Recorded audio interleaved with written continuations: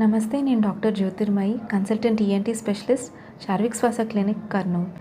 ఈ వీడియోలో మనం అలర్జిక్ రైనైటిస్ మరియు ఆస్తమాకి కారణమయ్యే అలర్జెన్ కారకాలని ఏ టెస్ట్ ద్వారా తెలుసుకోవచ్చు, ఏది సేఫ్ అనేది చూద్దాం. ఈ అలర్జెన్స్ అనేవి మనకి చాలా రకాలుగా ఉంటాయి. అది మనం ముందు వీడియోలో తెలుసుకున్నాము. అయితే ఇవి చాలా వరకు గాలిలోనే ఉంటాయి, మనం పీల్చే గాలిలో ఉంటుంది. అది కాకుండా వీటిని మనం స్కిన్ ప్రిక్ టెస్ట్ ద్వారా, స్పెసిఫిక్ ఐజీ లెవెల్స్ ద్వారా, లేదా ప్రిక్ ఆన్ ప్రిక్ టెస్ట్ అని చాలా రకాల పరీక్షలు అయితే ఉంటాయి. వీటిల్లో స్కిన్ ప్రిక్ టెస్ట్ అనేది గోల్డ్ స్టాండర్డ్ టెస్ట్.